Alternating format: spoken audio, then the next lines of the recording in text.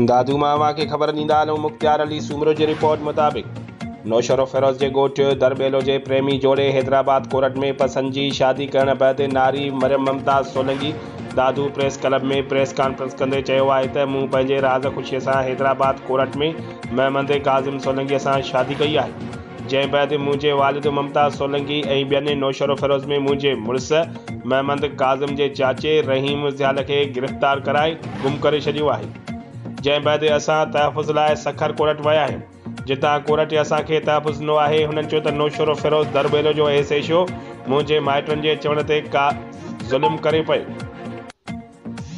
मूंखे कंहिं बि अगवा न कयो आहे, जॾहिं त महमद काज़िम सियाल चयो आहे त आउं लिखियल पढ़ियल नौजवान आहियां, पसंद जी शादी कई अथमि, कंहिंखे अगवा करण जो सोचे बि नथो सघां।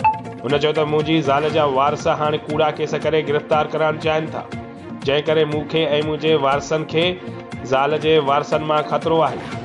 हुननि IG Sindh, DIG Sukkur, SSP Naushahro Firoz खां मुतालबो कयो त फौरी तौर गुम कयल मुंहिंजे चाचे रहीम सियाल खे आज़ादु करे तहफ़ुज़ फ़राहम कयो वञे, त जीअं असां पंहिंजी ज़िंदगी सुकून सां गुज़ारे सघूं।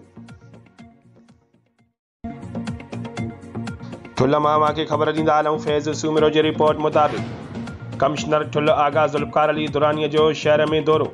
बिज ऐं भाण तोड़े रोज़मर्रा जे इस्तेमाल थींदड़ शयुनि में वधीक अघु वठंदड़नि ख़िलाफ़ कार्रवाइयूं करे ॾंड विधो वियो। होॾां AC ठुल्ह आगा ज़ुल्फ़कार अली दुरानी भाण जे वापारनि खां पंहिंजे इलाइक़नि जे मार्फत हर हिकु वापारीअ खां 100 बोरियूं सरकारी रेट 3560 रुपया ते खणी पंहिंजे मनपसंद माण्हुनि खे ब्लैक ते 5300 रुपयनि में विकिरो करे रहियो आहे। AC ठुल्ह पारां रिश्वत एवज़ वापारनि खे भाण मनपसंद रेट ते विकिरो करण जी छूट ॾेई छॾी आहे। भाण ब्लैक ते विकिरो ऐं अणलभ थियण ख़िलाफ़ PP शहीद भुजो ठुल्ह पारां एहतजाजी मुज़ाहिरो करे शहबाज़ लाशारी, शेर मंगी ऐं एजाज़ डोल जी अॻुवाणीअ में नारेबाज़ी कंदा रहबर चौक ते पहुची ठुल्ह इंतिज़ामिया ऐं भाण डीलरनि ख़िलाफ़ सख़्त नारेबाज़ी कई वई।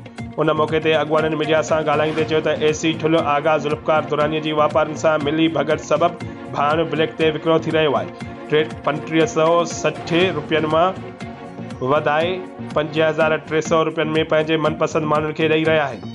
हुननि चयो त नंढनि आबादकारनि खे भाण न ॾेई कंगाल करण जी कोशिशि कई पई वञे। हुननि निगरान हुकूमत खां मुतालबो कयो त भाण में हथरादू खोट ख़तमु करे ब्लैक ते विकिरो कंदड़ वापारनि ऐं इंतिज़ामिया ख़िलाफ़ क़ानूनी क़दम खणी नंढनि आबादकारनि खे सरकारी रेट ते भाण ॾिनो वञे, न त ॿी सूरत में इंतिज़ामिया ऐं वापारनि ख़िलाफ़ एहतजाजनि जो सिलसिलो वधायो वेंदो। संजोरो रिपोर्टर हैदरबख्श जंग जो एडिशनल मजिस्ट्रेट सांगड़ टे अमरलाल तरफ़ां संजोरे थाणे जी पुलिस पिकेट ते छापो हणी नाहक गिरफ़्तार कयल टिनि भाइरनि खे बाज़ियाब करे आज़ाद करण वारो मामलो। डिस्ट्रिक्ट एंड सेशन जज सांगड़ SHO संजोरो अली अकबर खोखर समेत घर में दाख़िल थी बेगुनाह गिरफ़्तार कंदड़ पुलिस एहलकारनि ख़िलाफ़ FIR जो आर्डर जारी करे छॾियो। तफ़सील मूजिब गुज़िरियल ॾींहुं जो एडिशनल मजिस्ट्रेट सांगड़ टे अमरलाल जो संजोरे थाणे जी पुलिस पिकेट ते छापो बेगुनाह गिरफ़्तार कयल टे ॼणा आज़ाद जो एडिशनल मजिस्ट्रेट अमरलाल संजोरे वासी शाहिद कज़ाक तरफ़ां पंहिंजे टिनि भाइरनि जी गैर क़ानूनी गिरफ़्तारी ख़िलाफ़ पंहिंजे वकील बशीर अहमद शेख जी मार्फत दाख़िल करायल 419 जी दरख़्वास्त ते कार्रवाई कंदे संजोरे थाणे ते छापो हयो। संजोरे थाणे ते नाहक गिरफ़्तार कयल टिनि ॼणनि जी बाज़ियाबी न थियण ते संजोरो झोल रोड ते मौजूद संजोरे थाणे जी पुलिस पिकेट मोहम्मद अली महर ते छापो हयो, जितां दरख़्वास्त गुज़ार जा टिनि भाइर शहजाद शहरियार ऐं शहबाज समेत इम्तियाज़ चाकरानी बि बाज़ियाब थियूं। जो एडिशनल मजिस्ट्रेट बग़ैर FIR जे गिरफ़्तार कयल टिनी ॼणनि खे संजोरे थाणे ते आंदो, जिते समूरे रिकॉर्ड चेक करण समेत घुर्बल कानूनी कार्रवाई बाद शहजाद शहरियार ऐं शहबाज कज़ाक खे आज़ाद करे छॾियो ऐं बिना FIR जे गिरफ़्तार जी तस्दीक थियण खां पोइ जो एडिशनल मजिस्ट्रेट सांगड़ टे अमरलाल SHO संजोरो अली अकबर खोखर समेत संजोरो पुलिस जे मुलविस एहलकारनि ख़िलाफ़ FIR दाख़िल करण जो हुकुम ॾेई छॾियो। नौशरो फ़िरोज़ मामा खे ख़बर ॾींदा हलूं। ज़ुल्फ़कार अली ट्रगर जी रिपोर्ट मुताबिक़ all Sindh people's paramedical staff divisional सदर एजाज़ राजपर जी अॻुवाणीअ में ट्रेज़रीअ जे करप्ट ऑफिसरनि ख़िलाफ़ सख़्त एहतजाज। मुलाज़िमनि मीडिया सां ॻाल्हाईंदे चयो त असांजे हेल्थ वर्करनि जी पघार मां नाजाइज़ कटवटी बंदि कई वञे ऐं फील्ड में कटियल पघार ॾिनी वञे। हफ़ीज़ राजपर, ज़िलई सदर नुसरत विस्तड़ो, ज़ुबैदा विस्तड़ो चयो त ट्रेज़रीअ वारा हर जाइज़ कम जी बि एजेंट मार्फत कनि था। आम माण्हुनि लाइ ट्रेज़रीअ में अंदरि वञण ते बंदिश आहे। फ़ौरन एजेंट माफ़िया ख़तमु करे मुलाज़िमनि जा जाइज़ मसइला हल कया वञनि। डिवीज़नल सदर एजाज़ अली राजपर, 2 ॾींहंनि अंदरि असांजा जाइज़ मसइला हल न थिया त ट्रेज़रीअ जी गेट बंदि करे एहतजाज कंदासीं। कुछ भी थियो त ज़िम्मेवार ट्रेज़री ऑफिसर हूंदा। हटेरी रिपोर्ट अजीज गुल खैबर अडेरो लाल विलेज में इनकम सपोर्ट प्रोग्राम तहत गरीब ऐं माज़ूर औरतुनि खे मिलंदड़ वज़ीफ़े मां डिवाइस माफिया पारां 800 खां 1000 रुपये की कटौती हलंदड़ 8000 मां हेॾी वॾी कटौती कंदड़नि ख़िलाफ़ कार्रवाई करण जी घुर। मिसकिन औरतुनि जे हक़ ते धाड़ो हणंदड़नि ख़िलाफ़ बि कार्रवाई जी घुर। डिवाइस माफिया खां रक़म जारी थियण खां अॻु BIC जे पारां हिननि खां हलफ़ खणायो वियो हो त ग़रीब औरतुनि खे मिलियल रक़म मां कटौती कंदड़नि ख़िलाफ़ क़ानूनी कार्रवाई कई वेंदी, लेकिन डिवाइसरनि जे पेट जी बाहि केरु विसाईंदो जॾहिं त हिननि ख़िलाफ़ कार्रवाई छो नथी कई वञे।